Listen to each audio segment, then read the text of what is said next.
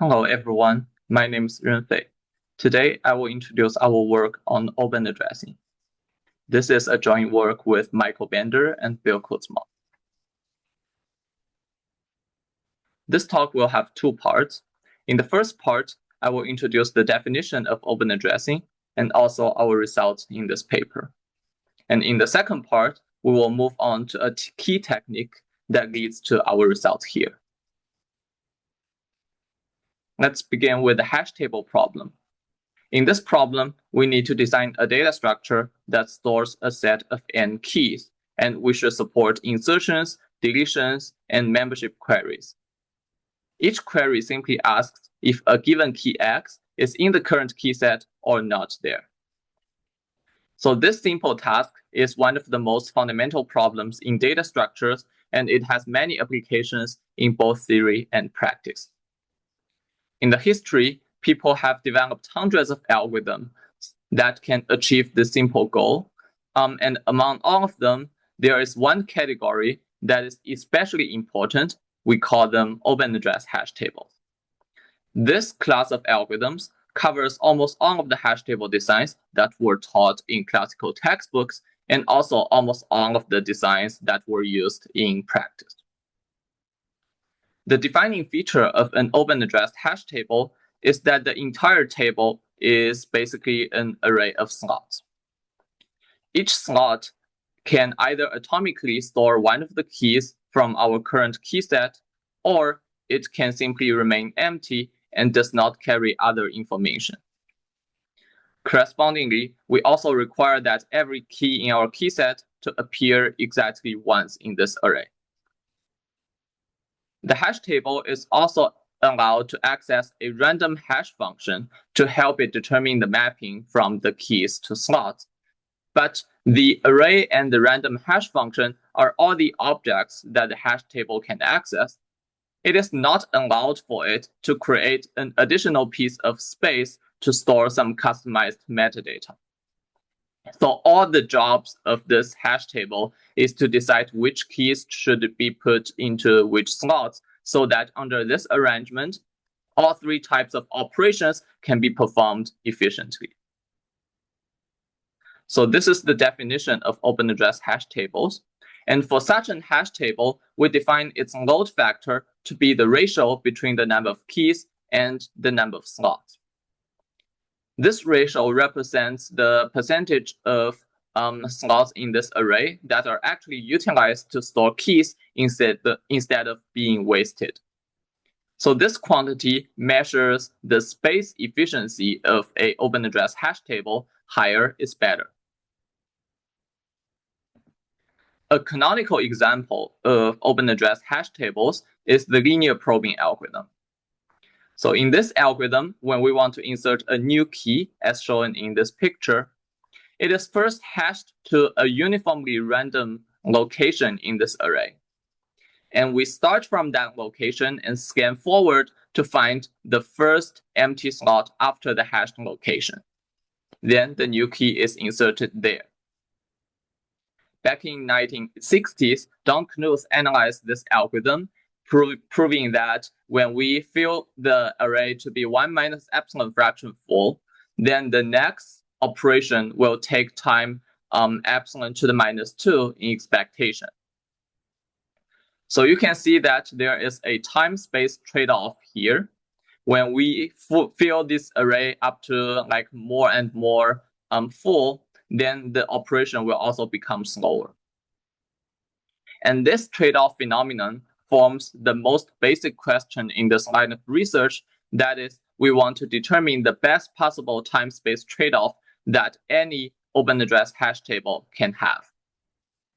More specifically, we want to know if we fill this array up to 1 minus epsilon fraction full, then what is the best possible time complexity for each operation that we can achieve as a function of epsilon. So this is the basic question in this line of research. And in the history, people have already developed a lot of open address hash tables. They include linear probing, quadratic probing, uniform hashing, cuckoo hashing, and many others, including many variants of those algorithms. But until 2023, the best bound we know was still achieved by uniform hashing, which has epsilon inverse time for all three types of operations. After uniform hashing, people have developed a lot of different hash tables that can achieve better performance for queries, but at a cost of slightly slower insertion and deletion time.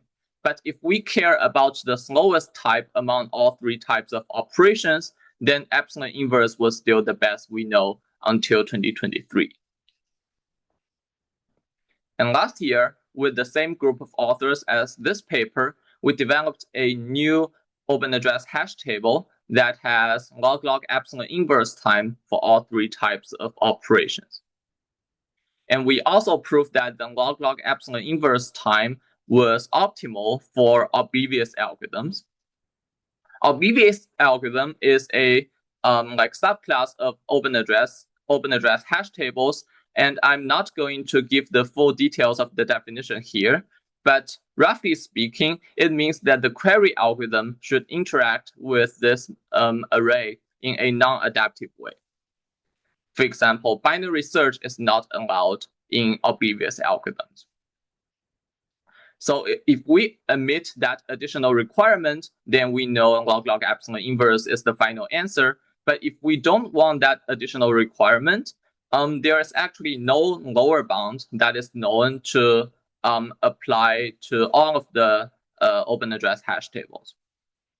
So it remains as an open question here whether the log epsilon inverse bound for oblivious algorithms is optimal for all open address hash tables, or by designing non-oblivious algorithms, we can achieve something better. And this is the question that we answer in our paper. We designed a new open address hash table, which we call it partner hashing. It always operates at load factor 1, which means that the array is always completely full with no empty slots. And at the same time, it achieves constant time for all three types of operations, not only expectation, but also with high probability in the size of the hash table. These two properties means that there is actually no theoretical time-space trade-off for an optimal open address hash table. And this completely answers the basic question appeared a few slides ago. In addition, we also extended our result to support dynamic resizing, which means that when the user performs insertions and deletions, the array will extend or shrink automatically to match the size of the hash table, keeping the invariant that there is no empty slot at all. Finally, instead of assuming access to a fully random hash function, which could be expensive to simulate, our hash function only needs access to a constant number of hash functions, each of constant-wise independence, which is very cheap to evaluate. So this is the main result in our paper. And to be honest, at the beginning, we never imagined that achieving constant time was possible, and a large fraction of time we spent onto this project were trying to prove a lower bound against this result. But then a very cute idea from the upper bound side appears and gives this result instead. And that idea is what I'm going to tell you in the rest of this talk. That is how we encode information using the permutation from keys to slots. To motivate this technique, let's begin with the main challenge in designing open address hash tables. That is, we are not allowed to use additional storage space for metadata. Imagine that we were allowed to use n log n bits of metadata, which is still much smaller than the entire hash table. Then we can use existing results from succinct hash tables to achieve constant time for all three types of operations in a black box way. And then the problem would be solved. But we are actually not allowed to use that metadata. So what should we do? Our solution is that we try to encode information in the permutation from keys to slots. Since we have n keys in our key set and we want to put them into n slots, there are n factorial different permutations that can achieve this. And by choosing this permutation instead of that permutation, we can encode up to n log n bits of information, theoretically. If we can also come up with a way so that encoding this information can be done efficiently to reads and writes, then we can go back to the succinct hash table solution to use that encoded information as the additional storage and claim a success with constant time operations. In fact, this is not the first time this idea was proposed. Back in the 80s, that group of authors already used this technique of encoding information in the permutation of keys to attack the problem in the static setting. They also achieved constant time per operation when the array is completely full. However, we don't know how to extend their encoding scheme to support fast updates, so we designed a new encoding method to do this. To illustrate the main idea of how we encode this information, let's consider a simplified toy problem. We want to store n keys x1 through xn in an array of also n slots, and we only need to support key queries with no insertions and deletions. And further, we assume that we are extremely unlucky so that all of the keys here hash to different slots. The ith key, x of I, will be directly hashed to slot I. So this means that if key queries is the only thing that we want to support, then we can directly put every key into the slot it hashes to, and then every key can be found by constant time. But in this toy problem, we also want to use this array to simulate a word RAM that stores n log n bits of information. Here, we assume that the different words in this RAM will store different log n bit values.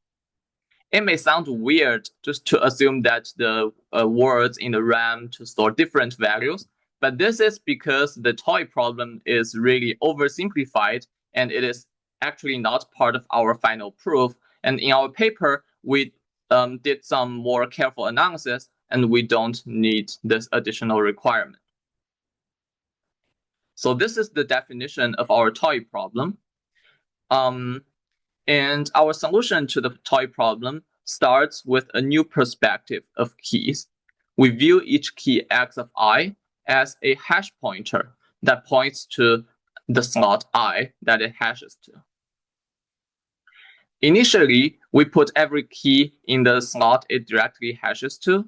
So if we look at the hash pointers of every key, they are all self loops pointing to the slots containing themselves. So this is the initial configuration of our encoding process. And then we will form the final arrangement of this array by swapping several pairs of keys. Let's assume we want to swap xi with xk.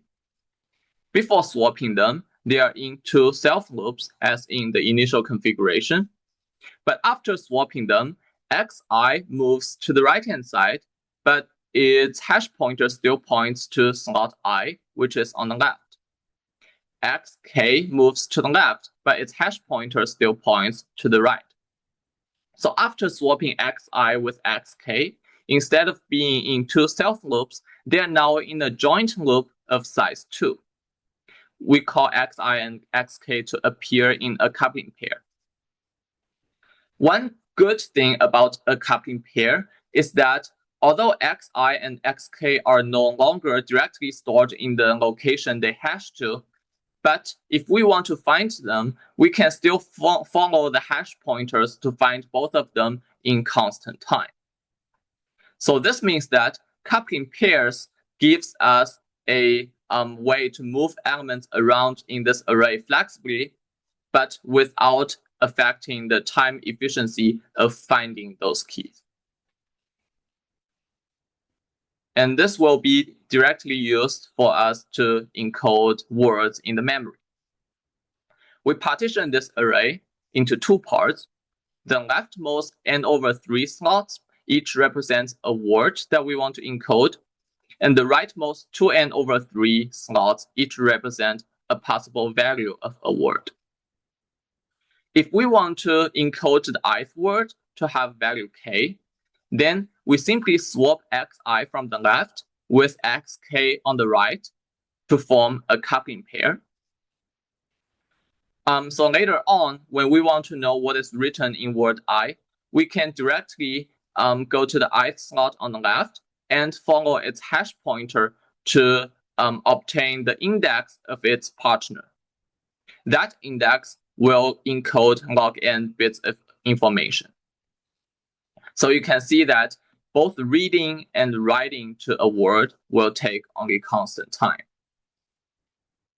This is how we encode a single word, and by simply repeating this for all of the words on the left-hand side, we get a RAM of n log n bits that we can read and write in constant time, and that finishes the solution to the toy problem. Once we have a RAM, we can then use succinct hash tables to do something more complicated. Moving from this toy problem to the full result in our paper requires more care. One main difference is that we live in a world where hash collisions do exist. So instead of hashing keys directly to slots, which may cause hash collisions, we can hash keys to buckets of polylog sizes and use concentration bounds to say that the number of keys hashed to each bucket is well concentrated. We then use a retrieval data structure to arrange keys arbitrarily within each bucket. Then it comes the most tricky step in the entire construction. That is, we store this retrieval data structure in the RAM that it is currently helping to construct, like shown in this picture. This step may sound very dangerous because it seems to incur circular arguments, but by drawing out the dependency graph carefully, we show that there is actually no circular arguments if we implement the subroutines in the correct order.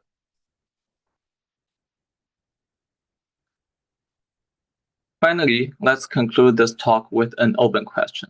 That is, whether we can design an open address hash table that achieves the same theoretical guarantees as in this paper, but is simpler and could be practical. That's all I want to share today. Thank you.